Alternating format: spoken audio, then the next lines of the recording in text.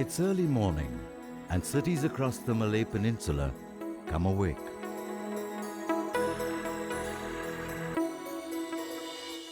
As sunlight reflects off gleaming glass facades, Singapore and Malaysia get ready to begin a new day.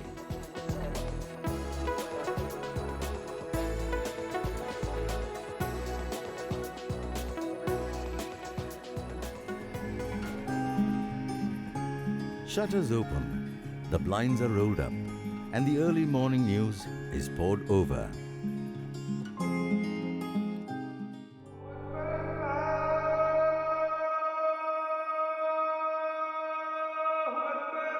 Others begin their day with prayers. Like their forefathers who came from India, they worship at mosques and temples. And although in a different country, many thousands of miles away from their motherland, the mantras and chants, the bells and the incense sticks keep alive ancient rituals that came from India.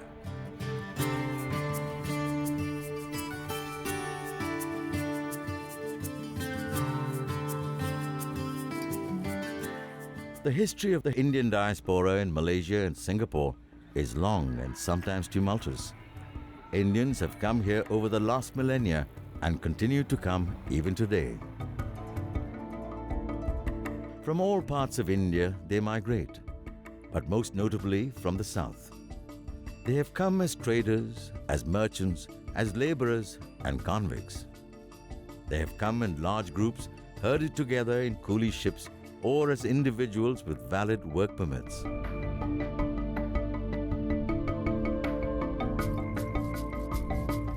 Today, multiple strands of Indian culture and color shimmer in the tapestry of Southeast Asia, for each community has brought with them their unique traditions, like the Thaipusam festival.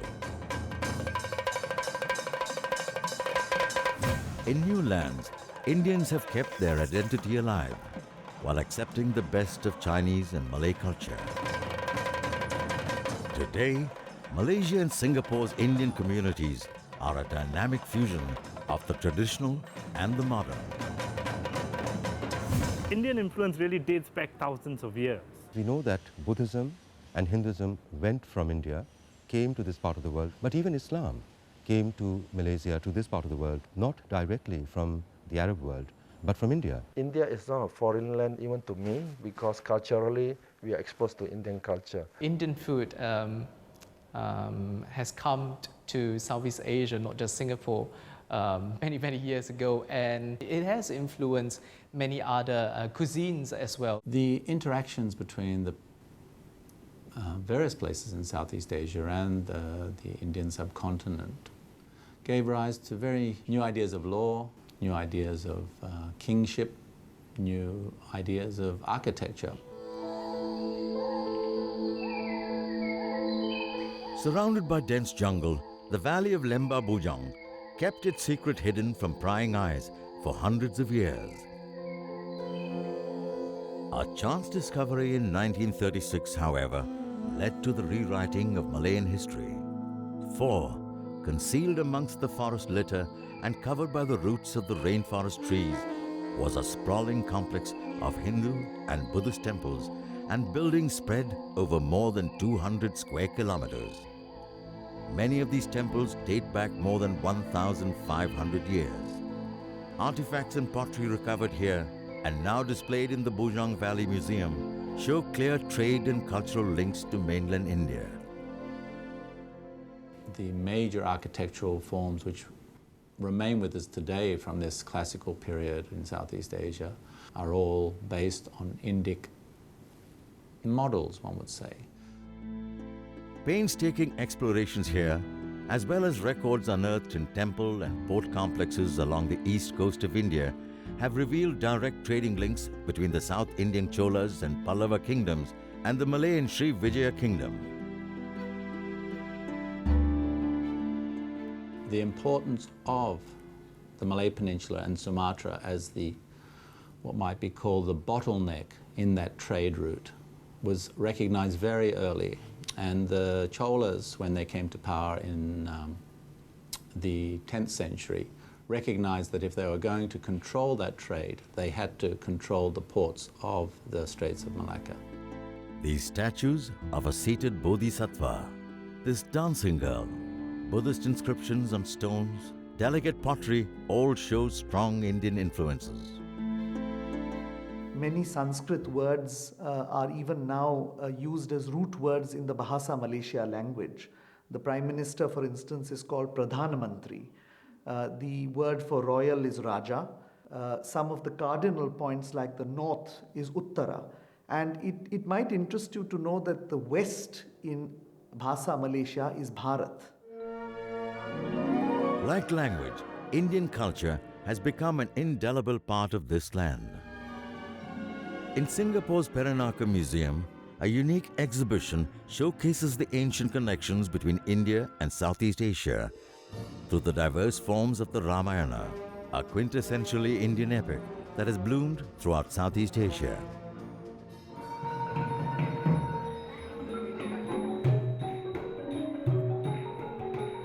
Sita's Swayamvar,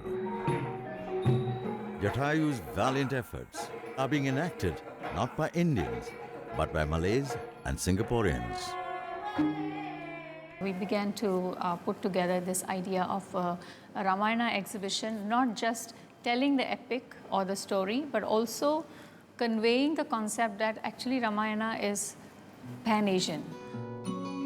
And in the wake of such close cultural links, can trade and industry be far behind? After centuries of looking to the West, Indian corporates today are eastward bound.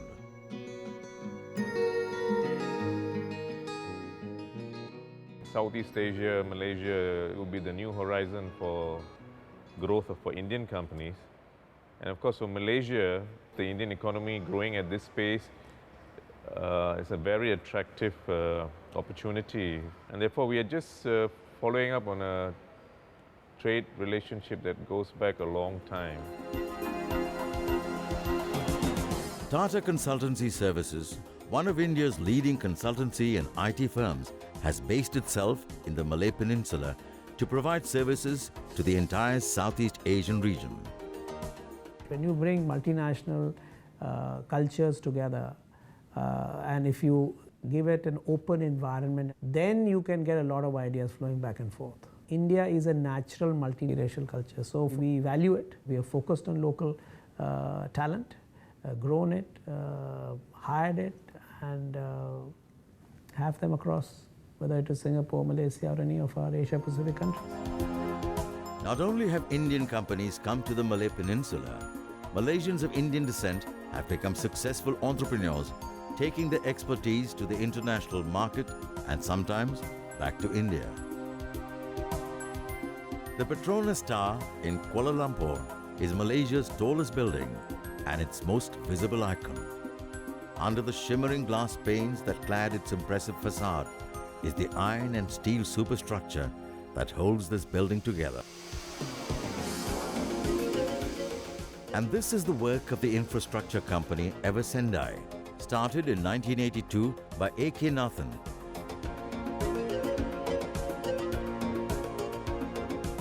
I ventured into construction in 1982.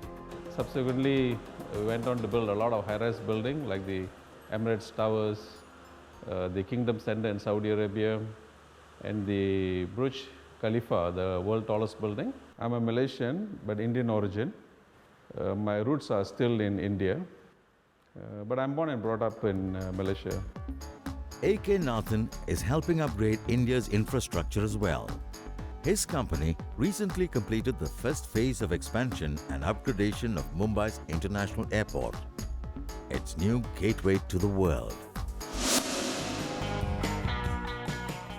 And one of the airlines flying into the refurbished Mumbai airport is Air Asia, a leading low-cost airline, also started by a Malaysian of Indian descent, entrepreneur extraordinaire Tony Fernandes, a man most Malays fondly call the Asian Branson.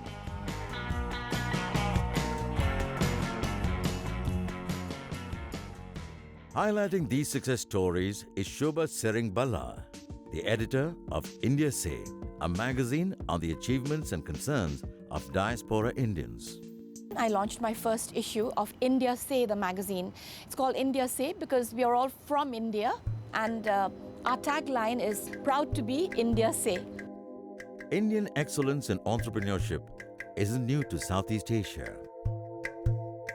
Malaysia's ties with India is not something that happened in the 21st century. Centuries ago, Indian traders, including priests, have been to Southeast Asia, and they brought with them goods, your practices, your culture, your language to our shores.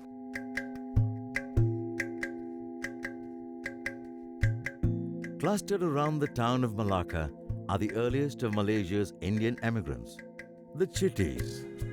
They are descendants of Indian spice traders who married local Malay and Chinese women, a tradition they still carry on. Their children will be brought up mostly in their mother's culture, learning their mother's language, but the rituals they follow, overseen by their father, will be Indian.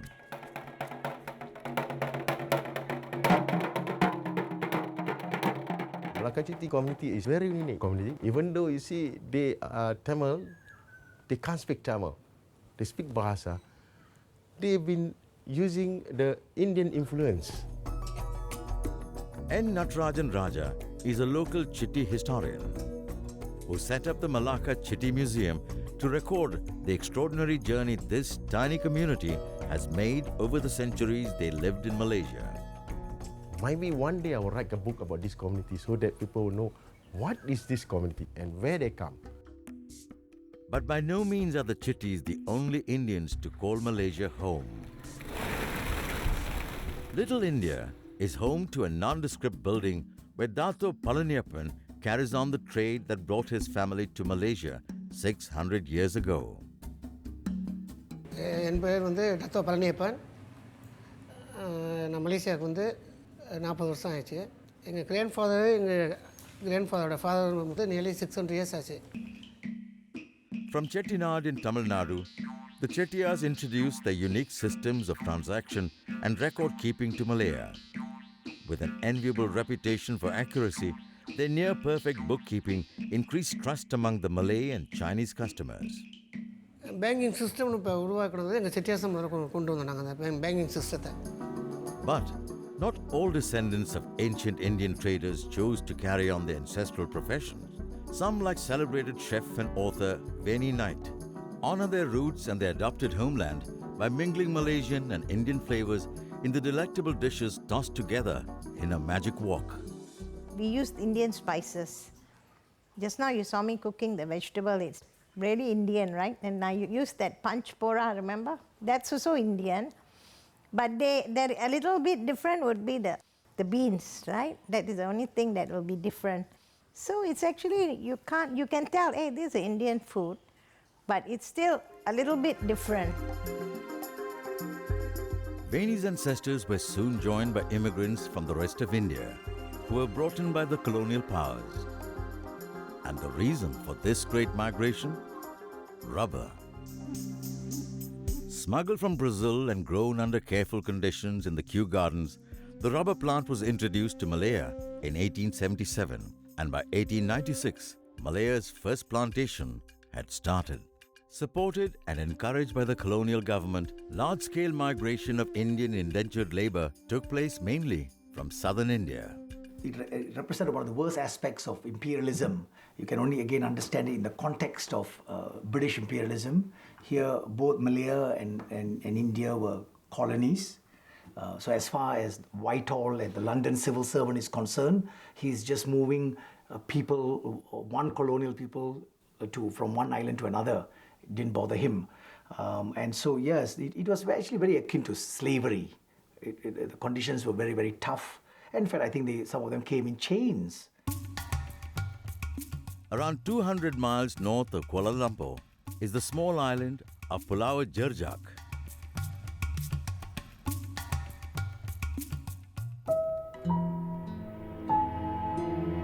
It was here that the laborers arriving from the ports of Madras and Nagapattinam disembarked and were quarantined. Tricked by promises of a better life and stories of unimaginable wealth, the exhausted laborers waited out the days in the quarantine center before being taken to the plantations. They were subjected to rather intrusive medical examinations. Once they reached their destination, they were put to grueling labor on the plantations. Huge numbers of people were brought across to work in the plantations, often under very, very difficult situations with great mortality rates and very poor salaries.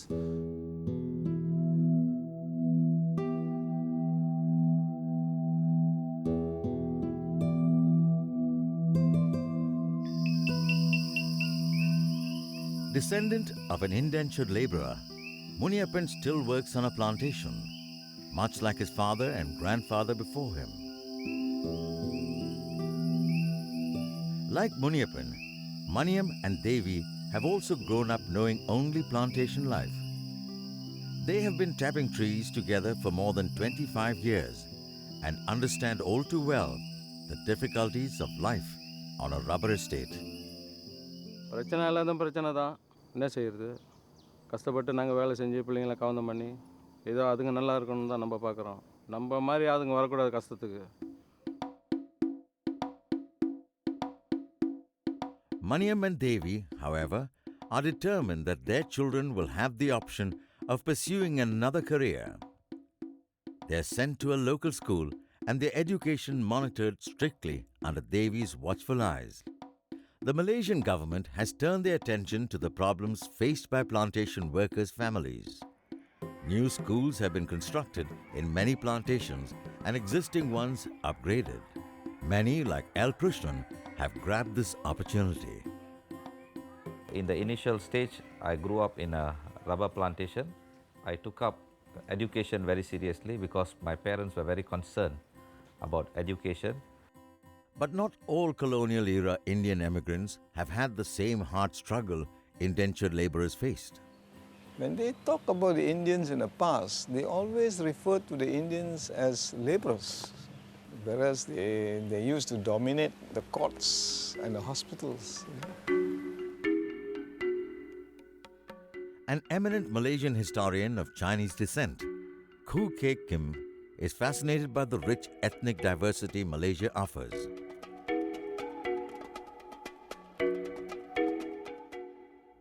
His son, Marvin Khoo, also shares his father's fascination for India, becoming a renowned Bharatanatyam dancer and a professor of dance at Malta University.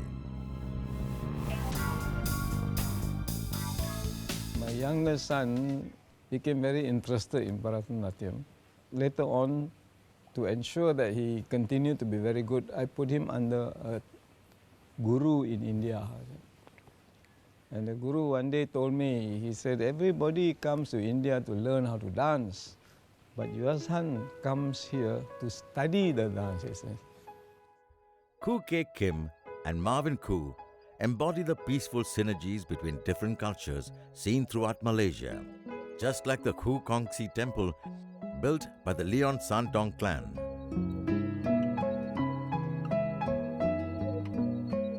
Standing ramrod straight in the courtyard, with waxed moustache and guns held at attention, are statues of two Sikh gods. Installed by grateful members of the temple, they stand as a reminder of the Sikh community's unparalleled dedication in protecting those they served. I am the 5th generation in Malaysia. My great-great-grandfather, in the name of Charat Singh, came to this country called Malaya then in around 1890. Thereafter it was by Boor Singh, then Ujagar Singh, and then Gurdial Singh, and then of course myself. The arrival of the Sikh community in Malaysia can actually be divided into several phases. The very first one were the political prisoners that were sent or rather banished to this country. And then of course there was another era when the Sikhs went back to India to get married and they brought their wives along. Today, however, the Sikhs have no need to come to India to look for brides. Their community is prosperous, their culture flourishing.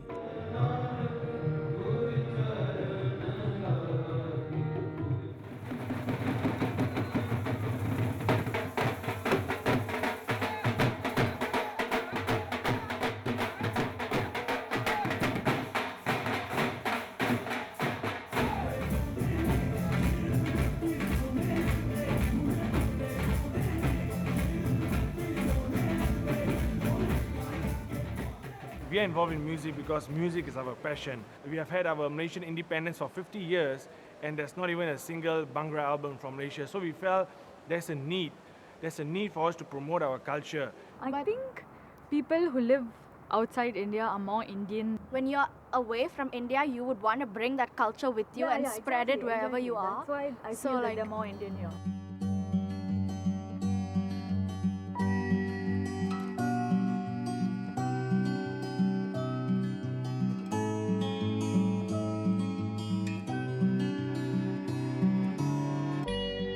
Close connections with India are also seen in the work of Syed Tajuddin, a third-generation Indian who is one of Malaysia's most prominent painters.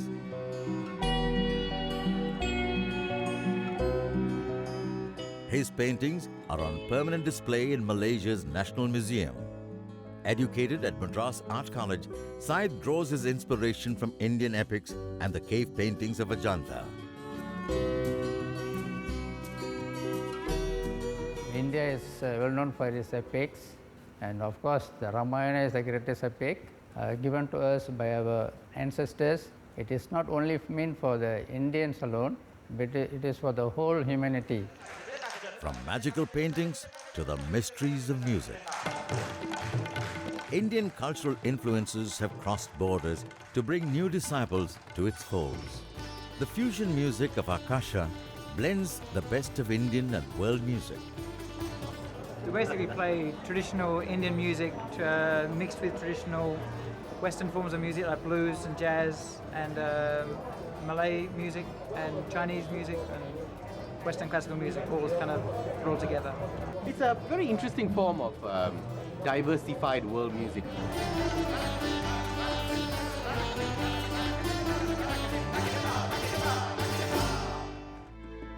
Sindhis, Sikhs, Chettiars, Tamilians, Malayalis, Gujaratis, Bengalis, artists, laborers, businessmen, traders. Indians of different communities with different professions have come and made Malaysia their home, and everyone has contributed to its success. Much like in Singapore, where Indians were amongst the first to enter. In 1819, braving malaria-infested swamps and mangrove forests, 120 men of the Bengal Light Infantry, along with Sir Stamford Raffles, established modern Singapore. Perhaps why any Indian in uniform here is still called a Bengali. Without colonialism, many of these people would not have come here. Actually, most of them would not have come here. How would they have come here? What would they have come here for? They came to Singapore to build Singapore, the prisons, the places that made this an imperial metropole for the British. A historian and a recent emigrant to Singapore, Dr. Asad Latif is especially interested in the Indian diaspora's contribution to their new homes. It's because of them that it was easier for me to come. I came to using English language as my point of entry here. So had there been no British, people like me would never have been here. Established to challenge Dutch dominance over the trade routes, Singapore has become one of the world's most important ports and an economic powerhouse. A small city-state spread over 250 square miles with a population of only 5 million. Singapore today is a thriving global financial and business hub. But once, it was a swampy mangrove flat yet to be transformed into today's Singapore. One of the major problems confronting the colonial authorities was where are they going to get labor from? Of course, you had Chinese labor, but Chinese labor, even at that time, was expensive. It was free labor. And one of the solutions that they came up with was, why not ship Indian convicts here? A third-generation Indian, Rajesh's search for his roots and his quest to understand India has led him to become an expert on the Indian diaspora. Beside me here is the St. Andrew's Cathedral, which is one of the most iconic structures of early Singapore.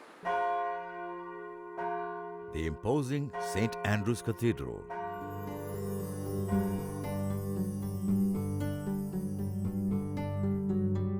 As the faithful pray for peace and loved ones, Few are aware of the cathedral's unique history, for this house of God was built by the hands of convicts. This cathedral is dedicated to the British who established modern Singapore. But it is only in the museums that one sees references to those who actually built Singapore. These labourers became a very crucial element of the labour supply of Singapore, particularly in public works. Indian convicts built some of Singapore's most iconic buildings, like the Istana, official residence of Singaporean President S.R. Nathan, whose father clerked for a plantation lawyer. But Indian contribution to the growth of Singapore wasn't restricted to convicts and labourers. The Mariamman Temple is one of Singapore's oldest temples. Now the architecture of this shrine really shows that there is a mix of influences. Built by Narayana Pillai, the Mariamman Temple testifies to the upward mobility of Singapore's Indian immigrants. Narayana Pillai gathered a group of Indians essentially to try and set up this temple. So in a sense it's a legacy to one of the pioneers of the Indian community in Singapore. Pillai arrived in 1819, making him one of the first Indians to set foot on the island. Starting as a clerk in the government service, he quickly became a successful businessman. Anticipating a building boom in Singapore, he set up the first brick kiln in Tanjung Pagar area, initiating the slow transformation of Singapore from a colonial backwater to today's urban paradise. Today, Narayana Pillai's legacy is carried on by another Singaporean of Indian origin, Indrani Raja, a successful lawyer, politician, representative of Tanjung Pagar, and Deputy Speaker of Singapore's Parliament. Today, she has come out in support of a community program that encourages leadership skills through sports. My father's Tamil, my mother's Chinese. It was wartime, and I think my father saw my mum, whom he found to be very attractive, and decided that this was the woman he wanted to spend the rest of his life with, and he did.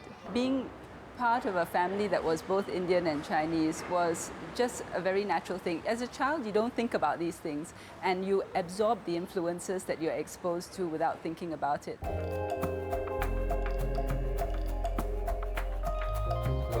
You start off initially by being Chinese Singaporean, Indian Singaporean, but Singaporean first. Edwin Thumbu, a Singaporean of Indo-Chinese origin. His works often explore questions of identity. Who am I? What am I? Where have I come from?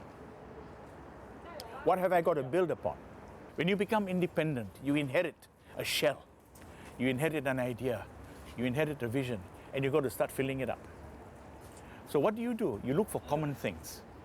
And you start calling them Singaporean. Hailed as Singapore's national poet, his soul-stirring words evoke passion and great pride in the country of his birth. People settle here, brought to this island the bounty of these seas, built towers topless as islands. They make, they serve, they buy, they sell. This poem, the Ulysses by the Merlion, is his ode to the national emblem and the all-embracing attitude of Singapore. Their spirit yearn again for images, adding to the dragon, phoenix, Garuda, Naga, those horses of the sun. This lion of the sea, this image of themselves.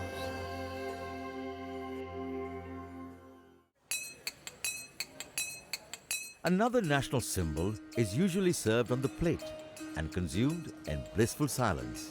Muthu's Curry House is an important landmark in Singapore, and it was here that the iconic Singaporean dish, the fish head curry, was invented by merging Chettinad spices with the Chinese love for fish heads. Fish head curry, if you realize, that's our signature dish, and it's not found in India, and it's a very Singaporean dish. Vaishali Vishwanath is the third generation of the family to continue with this tradition. If you just look around my restaurant, you would realize that there are more non-Indians than Indians.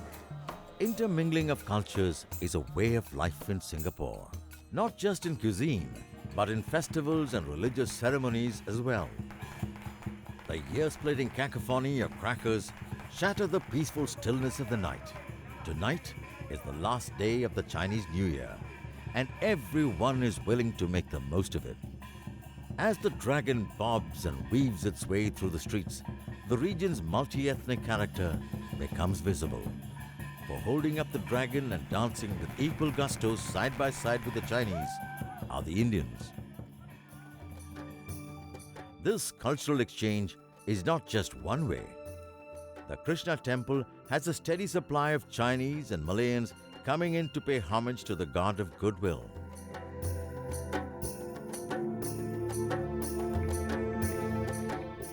There are a large amount of Singaporeans who go to, for example, a Chinese Taoist or Buddhist temple. And after which, if there is an Indian temple nearby, they actually go to the Indian temple to pay respect to. This cosmopolitan character is no accident. The 1823 Constitution, drafted by Stamford Raffles, gives each of Singapore's main communities, Chinese, Indians, and Malays, the right to coexist. And so the stage was set for the foundation of a modern, liberal city to which trade and industry flocked, along with a new wave of Indians seeking to make their mark in this new economic hub. Starting from humble beginnings, Satpal Khattar has grown to become one of Singapore's leading businessmen. The Indians have always been a very small minority, but an important minority in Singapore. Our president is Indian, our deputy prime minister is Indian. In March 2011, the Indian government bestowed on Satpal Khattar the Padma Shri for his outstanding contribution to the Indian economy. He attributes much of his success to the country, which has so generously welcomed him and enabled him to set up flourishing businesses and a beautiful home with his talented wife Rita. Befitting a true Singaporean, Rita has combined aspects of both Indian and Chinese art in her paintings. Unlike Satpal Khattar, B.K. Modi came to Singapore only recently. A successful entrepreneur, he has set up base in Singapore, attracted by the city-state's famed professionalism and welcoming attitude. After I came here, the way the Singapore accepted me and accepted entrepreneur to, supported me, I think that all helped. And I think Singapore is one country which welcomes people from outside. They are talking of creating of a mobile society which will be work based on equality. From telecom to high technology, Indian entrepreneurial spirit has made a mark in every field. There are 4,000 Indian companies here. Singapore is also a natural hub for Asia Pacific. It's a multiracial society where one of the national languages is Tamil. Indian MNCs in Singapore have discovered many advantages to operating out of such an ethnically diverse region, pooling together the skill sets of all Singapore's communities to help better compete in an increasingly globalized world.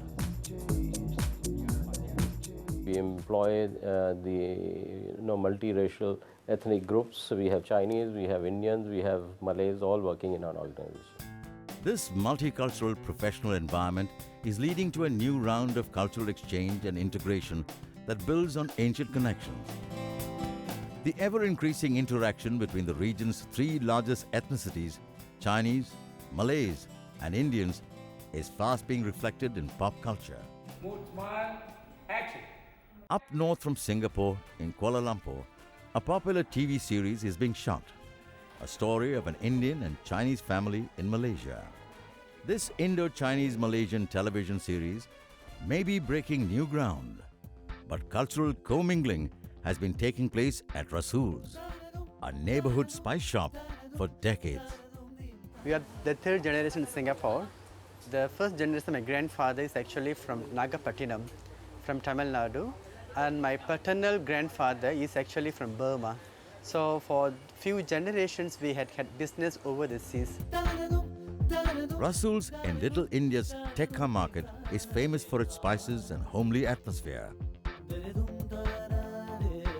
Its incredible growth since its establishment parallels the success of Singapore and Malaysia, which took off after the darkest period in modern human history, the Second World War. Malaya, directly in the path of the Imperial Japanese Army. By 1942, the Japanese swept through the peninsula, defeating Allied forces to occupy all of Malaya. And this led to an event so astounding, its impact is still being felt today. The creation of the Indian National Army. Its goal, to liberate India from British rule. Initially set up under Mohan Singh, with the assistance of the Japanese, the INA, as it was popularly known, became a force to be reckoned with under the charismatic leadership of Netaji Subhash Chandra Bose. Is not possible for our countrymen at home. It was Netaji, with his origins in Calcutta, who came to Singapore to use the Indian National Army to destabilize that very British empire. He teamed up with the Japanese. Early on, he had teamed up with the Nazis. The point is that, yes, he did team up with them on this very pragmatic idea that my enemy's enemy is my friend. He himself was against Japanese aggression in China. He was against the horrendous racism of the Nazis, which he himself faced when he was in Germany. Former Malaysian parliamentarian Janki Nahapan was a member of Netaji's all-woman Rani of Jhansi regiment. Today, at the age of 81, she still remembers the heady days when she fought for India's liberation. So as soon as I knew that Netaji is coming, so I went there and then I joined to Singapore. 6 months training I had in Singapore. There was a teacher said to me, "Why you join?" I said, "I joined because I want to fight for my country. You joined because you want to fight for the country, so I also joined to fight for my country." Well, you're born here. I know I'm born here, but still I'm an Indian. You don't have to inhabit a motherland to feel that you're part of a motherland. And I think this sensation, this tremendous sensation of liberation made those people Indian. So in fact, even though they were not strictly speaking Indians who had lived in India, they were prepared to die for a country they had never seen because they belonged to that country in the deepest recesses of their imaginations. Having fought and died in the battlefields, the Indian community in both Malaysia and Singapore became more assertive in their demands. One kind of liberation must necessarily lead to another. They could team up with Chinese and Malays, and each group brought its own experience of history, of fighting the British or fighting the Japanese, to try and fight for a new decolonized future for this part of the world.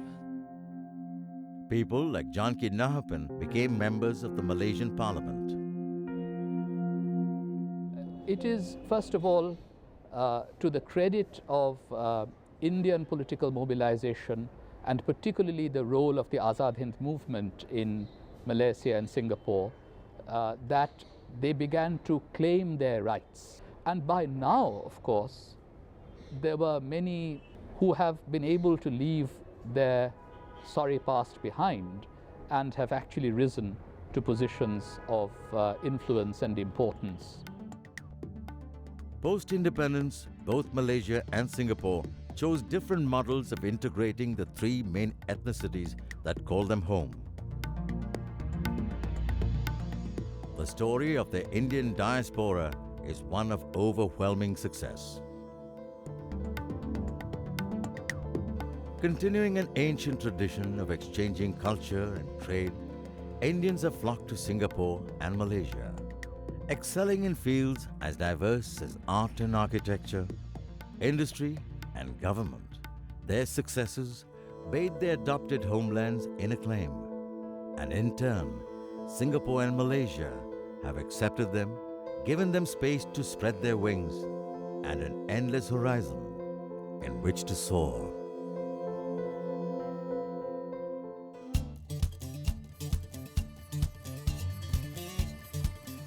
The Indians in this country did a lot of very interesting things. They're all around us. Economically, They are prominent lawyers, they are prominent doctors. Indians have been welcome here. Indians have taken roots over the last 200 years here. When you're making curry, you take all the different spices, you put it together, you cook it, you blend it, and you get this masala, right? So it's the same here.